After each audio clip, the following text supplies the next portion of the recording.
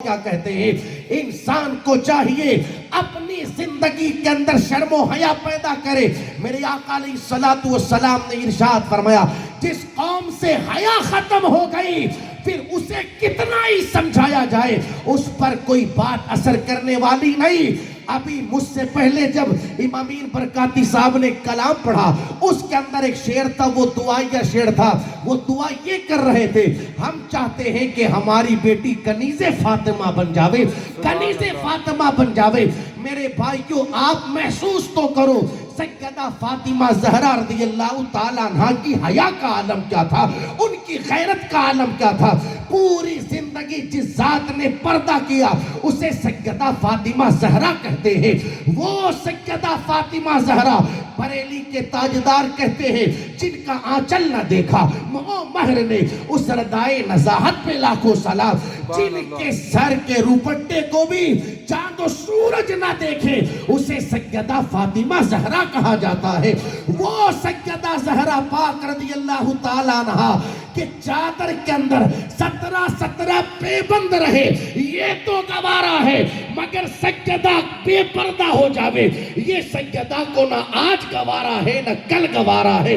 پوری زندگی پردے میں گزاری فاطمہ زہرا نے، لیکن وقت وصال بھی، انتقال کے وقت بھی جو فکر حضرت فاطمہ کو ستا رہی تھی وہ فکر یہ تھی، سرکار مولائے کائنات سے کہنے لگی، علی میں چاہتی ہوں کہ میرا جنازہ رات کے اندھیرے میں لے جایا جائے تاکہ میرے جنازے پر بھی کسی غیر مرد کی نظر نہ پڑنے پائے۔ وہ سیدہ فاطمہ زہرا کی حیا کا عالم تھا، وہ ان کے پردے کا عالم تھا۔ اگر ہم یہ دعا کرتے ہیں ہماری بیٹی زہرا پاک کی کنیز بن جاوے تو انسٹاگرام پر بدتمیزیاں کرنے والی سیدہ کی کنیزیں نہیں ہوتی، سوشل میڈیا پر ریلز بنانے والی مشہور ہونے کے چکر میں وہ عورتیں سیدہ کی کنیز نہیں ہوتی۔ سیدہ کی کنیز تو وہ ہوتی ہے فاقہ کر لیا جائے گا مگر اپنی عزت و آبرو کا سودا نہیں کیا جائے گا۔ پہننے کے لیے اللہ اکبر کپڑے کم رہیں گے مگر اللہ اکبر اپنی آبرو کو بے پردہ نہیں کیا جائے گا۔ سیدہ زہرا پاک کی کنیزیں تو وہ ہوتی ہیں جنہیں ہر لمحہ فکر ہوتی ہے تو اپنی عزت و آبرو کی فکر۔ نعرہ تکبیر، اللہ اکبر، نعرہ رسالت، یا رسول اللہ، جشن سادی حضرت علامہ مولانا اسلم ربانی صاحب قبلہ، نعرہ تکبیر۔ حیا جس میں سے ختم ہو گئی پھر اس کے پاس کچھ بھی نہیں۔ اگر مجھے سن رہی ہیں میری ماں بہنیں تو سنیں، اور اگر وہ نہیں سن رہی تو آپ ان تک یہ پیغام پہنچائے، عورت کے پاس ایمان کے بعد اگر سب سے قیمتی کوئی چیز ہے تو اسے عورت کی عزت کہتے ہیں۔ بے شک، کیا کہتے ہیں؟ سبحان اللہ۔ عورت کے پاس اس کی عزت و آبرو سے بڑھ کر کوئی دوسری چیز ہے ہی نہیں۔ بہت قیمتی دولت ہے یہ عورت کے پاس عزت و آبرو۔ سونا چاندی بھی اتنا قیمتی نہیں جتنا عورت کی عزت قیمتی ہے۔ بے شک، سونا چاندی چوری ہو جاوے شوہر محنت کرے گا پھر لے آئے گا، مگر کسی بہن بیٹی کی عزت و آبرو پر ایک مرتبہ داغ لگ گیا تو پھر 7 سمندر کا پانی بھی اسے دھل نہیں پائے گا۔ میری ماں بہنوں، تمہیں پتہ ہی نہیں کہ تمہاری عزت کتنی قیمتی ہے۔ یہ ایک دن کی شادی کے چکر میں، 1 گھنٹے کی شادی کے چکر میں اپنے آپ کو بے پردہ کر لیا۔ اسے شادی کا مطلب یہ تھوڑی ہوتا ہے کہ عورتوں کے سروں سے روپٹے اتر جاویں۔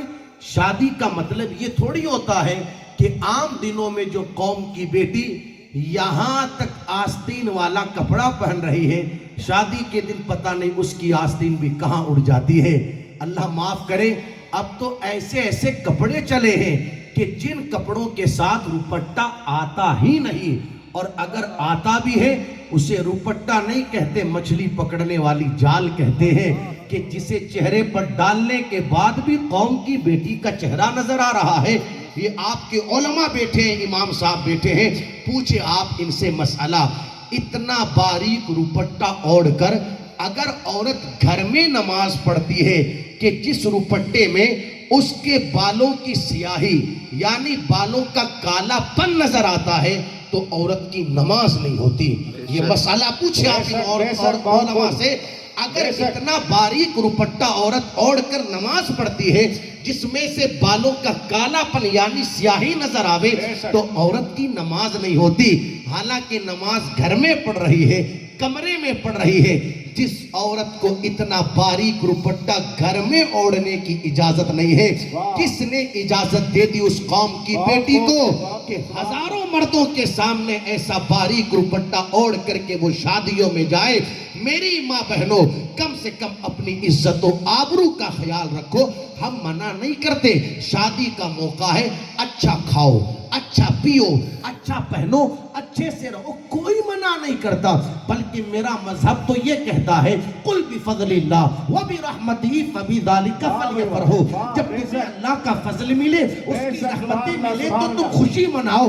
خوشی منانے سے اسلام نہیں روکتا, اسلام تو خوشی منانے کا حکم دیتا ہے.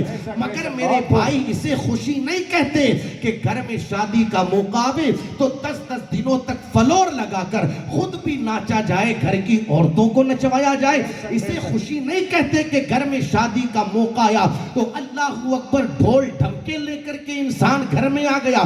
اسے خوشی نہیں کہتے کہ گھر کے اندر شادی کا موقع آیا تو انسان نے شریعت کو پیٹ کے پیچھے ڈال دیا. آپ شادی کا موقع ہے, شریعت کے دائرے میں رہ کر کے خوشی منائے. میرے آقا علیہ الصلوۃ والسلام نے ارشاد فرمایا جو بندہ شریعت کے دائرے میں رہ کر کے نکاح کرے گا اللہ اس بندے کو نکاح پر بھی ثواب عبادت کا عطا فرمائے. سبحان اللہ, بہت خوب. نعرہ تکبیر, اللہ اکبر, نعرہ رسالت, یا رسول اللہ, جشن شادی. سبحان اللہ, حضرت علامہ مولانا اسلم صاحب قبلہ زندہ شریعت باد. کے دائرے میں رہ کر کے نکاح کرے. نکاح میرے نبی کی سنت کیا ہے؟ حضور علیہ السلام کی سنت. مجھے یہاں کا حال پتہ نہیں, پورے راجستھان کو اگر سامنے رکھ کر کے بات کریں, صرف ایجاب و قبول چھوڑ دو. آپ لڑکی سے اجازت لینا اور لڑکے کو اس کو چھوڑ دو. اس کے علاوہ آپ سگائی سے لے کر منگنی سے لے کر کے رخصتی تک دیکھ لیں, 50 ایسی چیزیں لوگوں نے شادیوں میں ایڈ کر دی جس کا نہ نکاح سے کوئی تعلق ہے, نہ شادی سے کوئی تعلق ہے, نہ شریعت سے کوئی تعلق ہے. دیکھو ایک لفظ آپ نے سنا ہوگا, شادی خانہ آبادی. سنا ہوگا نا, بڑا مشہور سا لفظ ہے. کیا مطلب؟ یعنی شادی وہ ہے جس سے گھر آباد ہوتا ہے. کیا ہوتا ہے؟ گھر آباد. گھر آباد. مگر اس وقت کیفیت یہ ہے کہ شادیاں خانہ آبادی نہیں رہی. اب تو کیفیت یہ ہے کرتوتوں کی وجہ سے شادیاں خانہ بربادی ہو گئی. بہت خوب. ادھر شادی کی اور پتہ چلا کہ 2 مہینے کے بعد وہ گھر کا ذمہ دار گاؤں چھوڑ کے بھاگ گیا. ادھر شادی کی اور 6 مہینے کے بعد پتہ چلا کہ وہ اس کی زمین بک گئی. ادھر شادی کی اور سال بھر کے بعد میں خبر آئی کہ بھئی قرضہ چک نہیں پایا, وہ بیاج پر پیسہ لے لیا, تار بیاج لگتا رہا تو اس نے پٹری پر ٹرین کے سامنے کود کر کے آتم ہتیا کر لی. اب آپ مجھے بتاؤ اسے خانہ آبادی کہو گے یا خانہ بربادی کہو گے؟ اگر شریعت کے دائرے میں رہ کر کے شادیاں کی جائے, قسم خدا کی یہ ہو ہی نہیں سکتا کہ میرے نبی کی سنت اور کسی کی زندگی میں بے چینی آ جاوے, کسی کی زندگی میں بے قراری آ جاوے. ارے سنت تو ہے اس لیے کہ لوگوں کی زندگیوں میں سکون پیدا ہو. سنت تو ہے اس لیے کہ لوگوں کے گھر آباد ہو جاوے. یہ جو حالات لوگوں کو شادیوں کے بعد دیکھنے پڑتے ہیں یہ اپنے کرتوتوں کی وجہ سے. ہوڑ لگی ہے سماج میں, ہوڑ. اس نے 10 لاکھ خرچ کیا, میں 15 کروں گا. اس نے 15 کیا, میں 20 کروں گا. اس نے 20 کیا, میں 25 کروں گا. آپ میں اس طرح کی ہوڑ لگی پڑی ہے. اے اللہ کے بندے, ان دنیا داریوں کے اندر تو ایک دوسرے کا مقابلہ کرتا ہے, ایک دوسرے کی ہوڑ کرتا ہے. ارے اگر مقابلہ کرنا ہی ہے نیکیوں کے کاموں میں کر, دین کے کاموں میں کر. آپ صحابہ کی زندگی پڑھیں, صحابہ ایک دوسرے کا مقابلہ کرتے تھے تو دین کے کاموں میں کرتے تھے. کوئی ایسا بھی تو گاؤں میں مقابلہ کرنے والا ہو کسی کا, یار وہ 5 ٹائم کی نماز پڑھتا ہے، میں 5 ٹائم کی بھی پڑھوں گا، ساتھ میں تہجد بھی پڑھوں گا۔ سبحان کوئی اللہ۔ ایسا بھی تو مقابلہ کرنے والا ہو، اس نے مسجد کی جھولی میں 50 روپے ڈالا، میں 100 روپے ڈالوں گا۔ ایسا بھی تو کوئی مقابلہ کرنے والا ہے، اس نے مدرسے میں 1000 کی رسید بنوائی، میں 2000 کی رسید بنواؤں گا۔ ایسا بھی تو کوئی مقابلہ کرنے والا آوے کہ اس نے اللہ کی راہ میں 50 روپیہ دیا، میں 100 روپیہ دوں گا۔ آپ صحابہ کی زندگی پڑھے، صحابہ اگر ایک دوسرے کی ہوڑ کرتے تھے، مقابلہ کرتے تھے، تو دنیا داریوں کے اندر نہیں، دین کے کاموں میں کرتے تھے۔ سبحان اللہ۔ اگر آپ کی توجہ ہو تو ایک روایت پڑھتا ہوں، انشاءاللہ ایمان تازہ ہوگا۔ بالکل غزوہ تبوک کا موقع ہے، سبحان اللہ۔ کون سا موقع؟ میرے آقا علیہ السلام نے اعلان کیا، صحابہ دین کے لیے مال چاہیے۔ کیا چاہیے؟ مال کی ضرورت ہے، صحابہ مال چاہیے۔ اب ہر صحابی رسول نے اپنے اپنے اعتبار سے مال حضور کی بارگاہ میں پیش کیا۔ اس مجلس میں صداقت کے تاجدار صدیق اکبر بھی بیٹھے ہیں اور عدالت کے تاجدار عمر فاروق اعظم بھی بیٹھے ہیں۔ دونوں کھڑے ہوئے اور اپنے اپنے گھروں کی طرف روانہ ہوئے۔ صدیق اکبر بھی اپنے گھر چلے اور فاروق اعظم بھی اپنے گھر چلے۔ راستے میں حضرت عمر رضی اللہ تعالیٰ عنہ یہ سوچ رہے تھے، آج تو اتنا مال لے کر کے آؤں گا حضور کی بارگاہ میں کہ مال پیش کرنے میں ابو بکر سے آگے نکل جاؤں گا، ابو بکر سے آگے بڑھ جاؤں گا۔ گھر گئے عمر فاروق اعظم، گھر کا سارا مال اکٹھا کیا اور مال کے 2 حصے کیے۔ ایک حصہ گھر والوں کے لیے چھوڑا اور ایک حصہ حضور علیہ السلام کی بارگاہ میں لے کر گئے۔ صدیق اکبر بھی اپنے گھر گئے اور گھر کا سارا ہی مال اکٹھا کر لیا، حتیٰ کہ دین کی خاطر میرے ابو بکر نے اپنے بدن کا کپڑا بھی اتار لیا، سبحان اللہ۔ اور گوری کا ٹاٹ پہن کر اس پر ببول کے کانٹے لگا لیے۔ جب حضور علیہ السلام کی بارگاہ میں حاضر ہوئے، میرے نبی نے فرمایا، عمر کیا لے کر کے آئے ہو؟ عرض کی، یا رسول اللہ آدھا لے آیا، آدھا گھر والوں کے لیے چھوڑ دیا۔ میرے نبی نے فرمایا، ابو بکر تم کیا لے کر کے آئے ہو؟ عرض کی، یا رسول اللہ اپنا سارا ہی آپ کی بارگاہ میں لے کر کے سبحان اللہ۔ تاکہ دین کی خاطر میں نے اپنے بدن کا لباس بھی اتار دیا۔ سنیے گا بھائیو، دل کے کانوں سے سنیے گا، یہ جو اسلام ہم تک پہنچا ہے، یہ جو دین ہم تک پہنچا ہے، اتنی آسانی کے ساتھ نہیں پہنچا۔ بڑی قربانیاں دی ہیں صحابہ نے، تب جا کر کے آج یہ دین ہم تک پہنچا ہے۔ ہمیں تو احساس نہیں نا اس دین کا، ہم تو یہ سوچتے ہیں مسلمان کے گھر میں پیدا ہو گئے، مسجد سے امام صاحب کو بلوا لیا گیا، ایک کان میں اذان دلوا دی گئی، دوسرے میں اقامت تکبیر دلوا دی گئی، ہاں بھائی مسلمان ہیں ہم۔ مگر سوچ بھائی، آج اگر قرآن تجھ تک پہنچا ہے، نمازیں تجھ تک پہنچی ہے، شریعت کے احکام تجھ تک پہنچے ہیں، اس میں صحابہ کی بڑی قربانی ہے۔ آج ہم اپنے گریبانوں میں جھانک کر کے دیکھیں، ہم نے دین کے لیے کیا قربانی پیش کی، ہم نے اسلام کے لیے کیا قربانی پیش کی۔ کچھ پیش کرنا یہ تو بہت بات کی بات ہے، ہماری حالت تو یہ ہے ہم سے دین پر عمل بھی نہیں ہو پا رہا۔ وہاں صدیق اکبر دین کے لیے اپنا سب کچھ لے کر کے آ گئے ہیں، سب کچھ لے کر کے آ گئے ہیں، اور یہاں حالت یہ ہے جو زکوٰۃ بندے پر فرض ہے 2.5%، سال گزرنے کے بعد وہ زکوٰۃ نہیں نکالی جا رہی لوگوں سے، اپنی زکوٰۃ خود کھائے جا رہے ہیں۔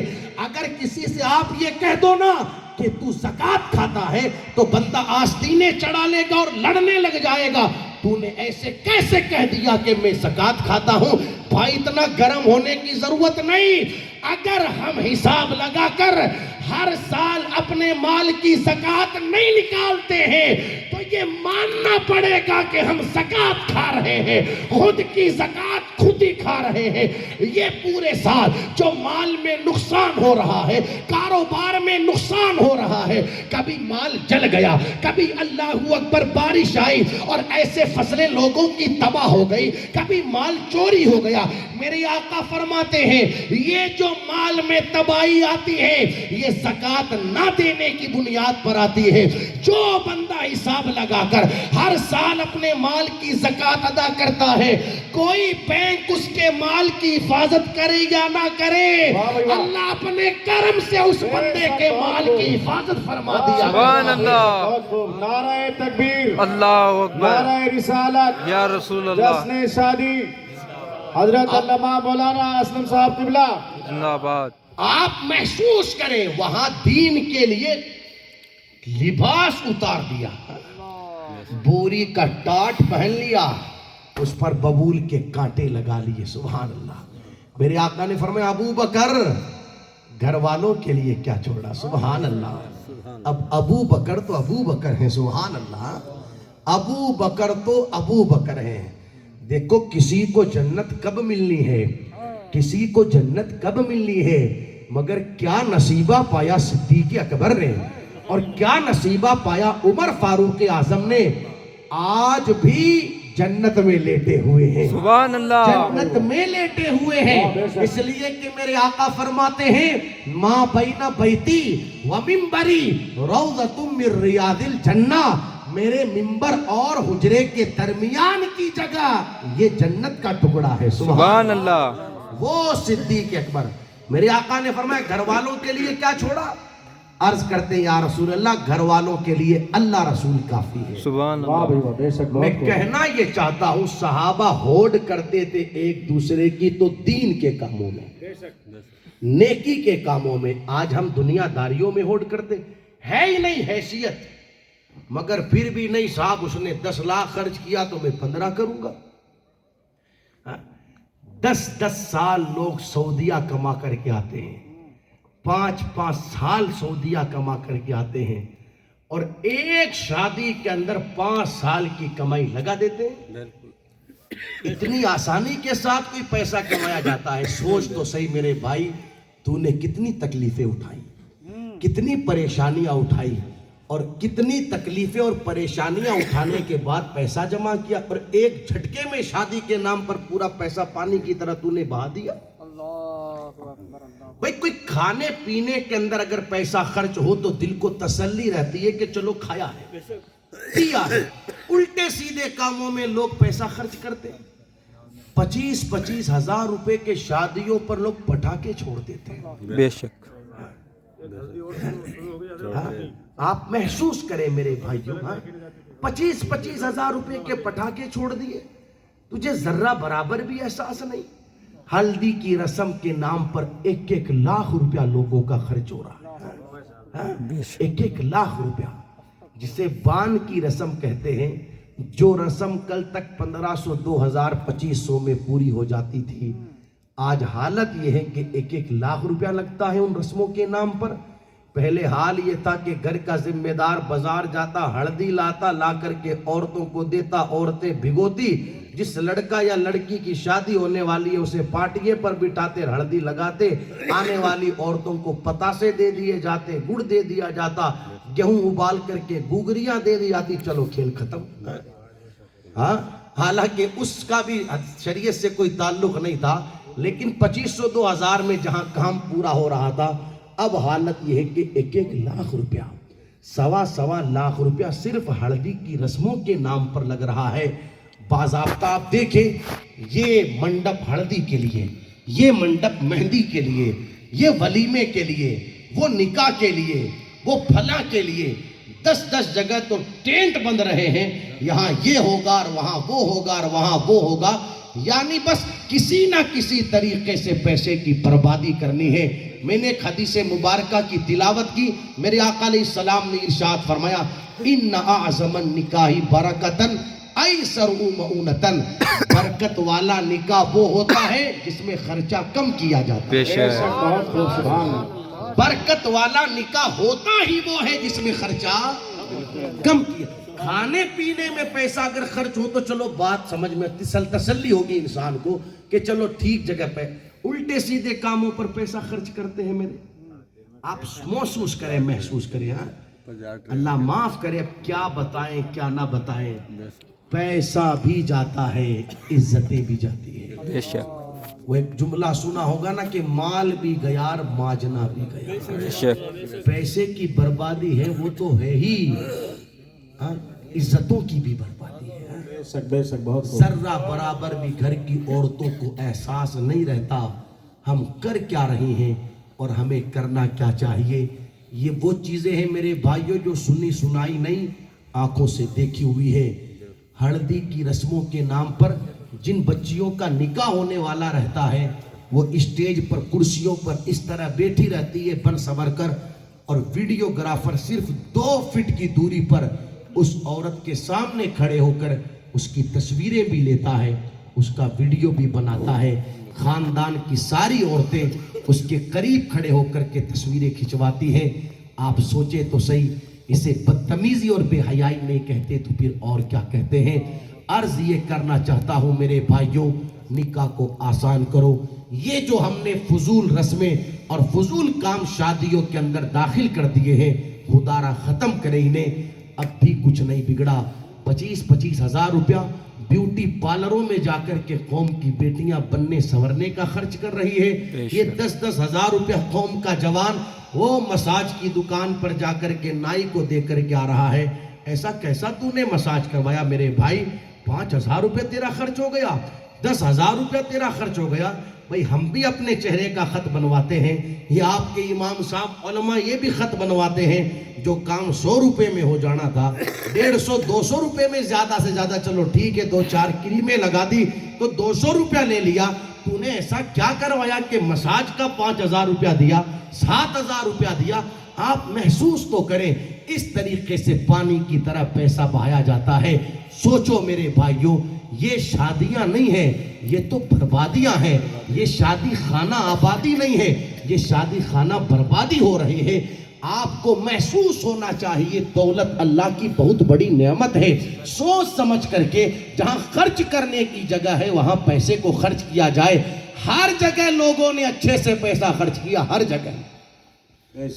جہاں 3 خرچ ہونا تھا نہیں صاحب 5 دیں گے, کام اچھا ہونا چاہیے. کیوں امین صاحب؟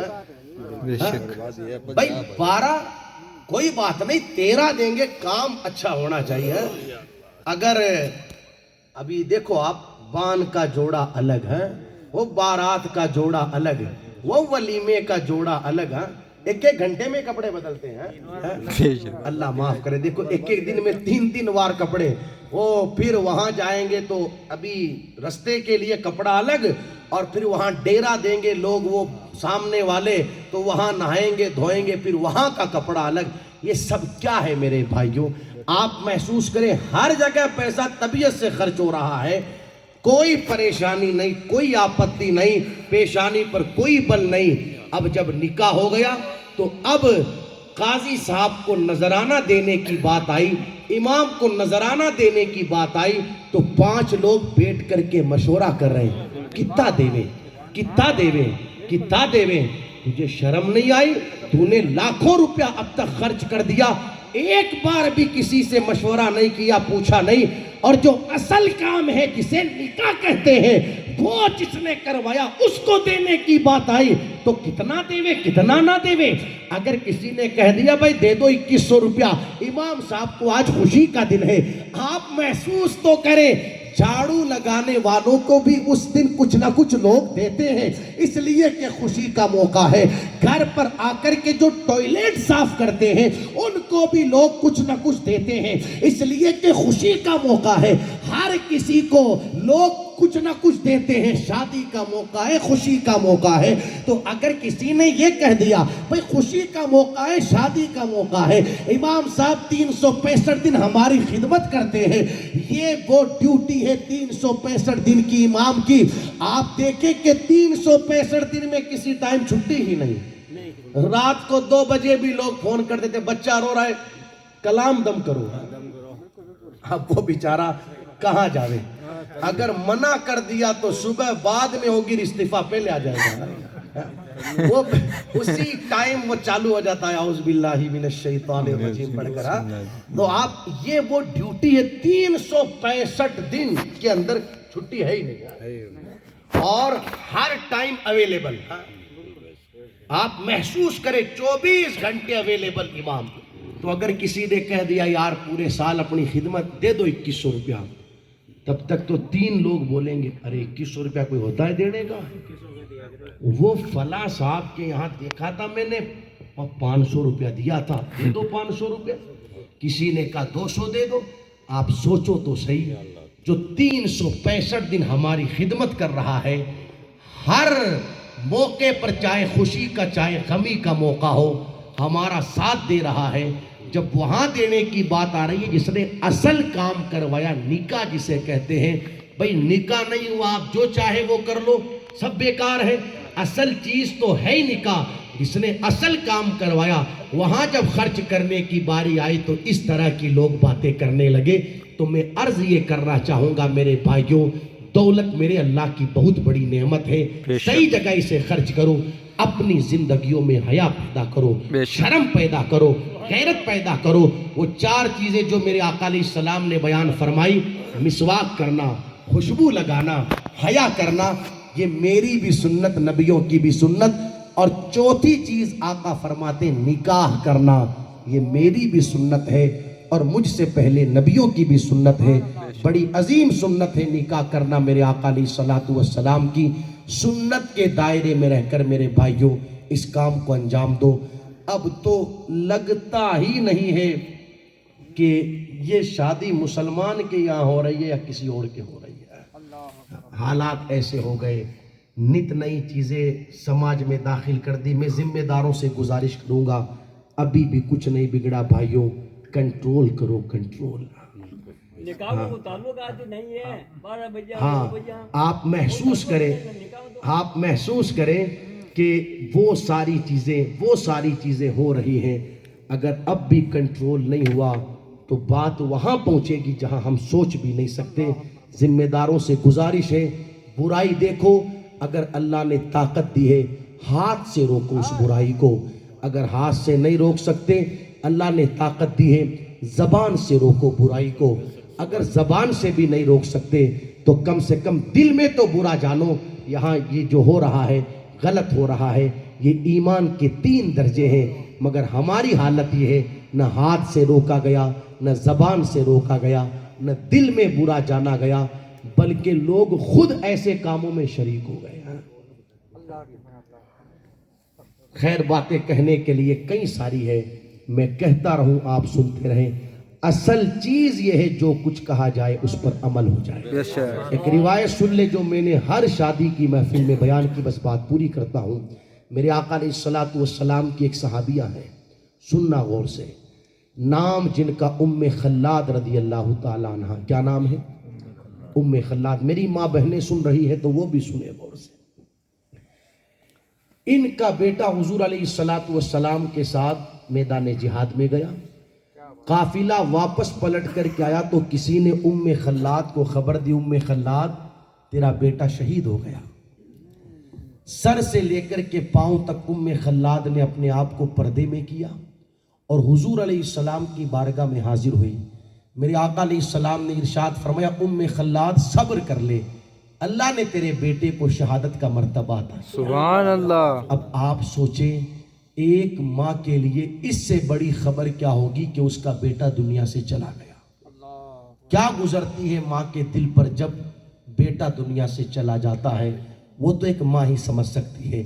لیکن صحابہ کہتے ہیں اتنی بڑی خبر سننے کے بعد بھی ہماری آنکھوں نے دیکھا ام خلاد پردے میں تھی. تو کسی نے کہا یار اس کا بیٹا چلا گیا پھر بھی یہ پردے میں ہے، اس کا بیٹا چلا گیا پھر بھی یہ پردے میں ہے. تو ام خلاد نے پلٹ کر کے جواب دیا، لوگوں بیٹا کھویا ہے اپنی آبرو تھوڑی کھوئی ہے، بیٹا کھویا ہے کیا بات ہے، اپنی غیرت تھوڑی کھوئی ہے، بیٹا کھویا ہے اپنی حیا تھوڑی کھوئی ہے. سوچو میرے بھائیوں، یہ وہ عورتیں تھی بیٹوں کے جنازوں پر بھی خیال اگر انہیں ہے تو بیٹوں کا نہیں اپنی عزت و آبرو کا خیال ہے، حضور علیہ السلام کی شریعت کا خیال ہے. اور آج حالت یہ ہے جنازوں پر نہیں شادیوں پر عزتوں کا خیال نہ رہا. وہ اسٹیج پر دلہنیں لے جائی جاتی ہے تو اب انہوں نے جو وہ موٹا موٹا لہنگا پہن رکھا ہے جسے پہن کر کے وہ چل ہی نہ پائے، تو ابھی کچھ دنوں پہلے سوشل میڈیا پر ایک ویڈیو دیکھا گیا، وہ دولہا اس لہنگے کو اپنے ہاتھوں سے اٹھا کر کے لے جا رہا ہے. میں نے مر نہیں گیا؟ آپ دیکھو پہلے ہی دن جس کی یہ حالت ہو، پہلے ہی دن جس کی یہ حالت ہو کہ وہ اس طرح بیویوں کا لہنگا، بیوی کا لہنگا اٹھا کر، وہ کیا امید کرتا ہے کہ بیوی اس کی خدمت کرے گی؟ وہ خدمت بیوی کی کرے گا. وہ امید کرتا ہے، کیا امید کرتا ہے کہ بیوی اس کی بات مانے گی؟ اللہ اکبر. یہ سب کیا ہے؟ اور یہ کوئی چھپا چھپی میں نہیں ہو رہا، سارے لوگ وہاں پر موجود ہیں، ان ساروں کے سامنے ہی ہو رہا ہے. اور کیمیکل رکھوایا گیا، ادھر ادھر پٹاخے لگوائے گئے اور خوب دھواں کروایا گیا. اس دھوئیں کے اندر سے اسٹیجوں پر دلہنیں لائی گئی. یہ سب بدتمیزیاں، بے حیائیاں ہو رہی ہے. اس لیے ہمیں چاہیے ہم اپنے گھر کی عزتوں کا خیال رکھیں، آبروؤں کا خیال رکھیں.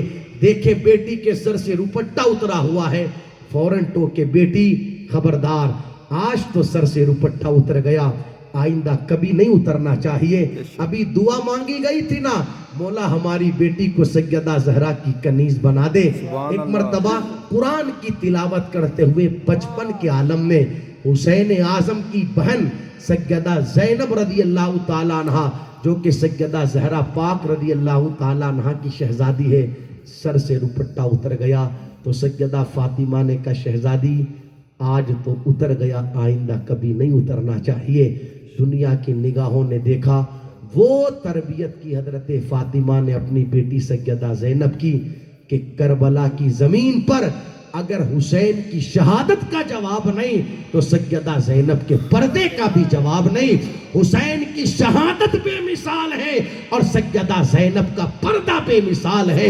دو شہزادے آن و محمد کربلا کی زمین پر جام شہادت نوش کر لیتے ہیں، مگر اس حال میں بھی دنیا کی نگاہوں نے دیکھا بیٹوں کی شہادت پر سیدہ زینب رضی اللہ تعالیٰ عنہ نے اللہ اکبر صبر کا دامن تھامے رکھا اور اپنے پردے کی حفاظت کی. یہ سیدہ زینب رضی اللہ تعالیٰ عنہ ہے.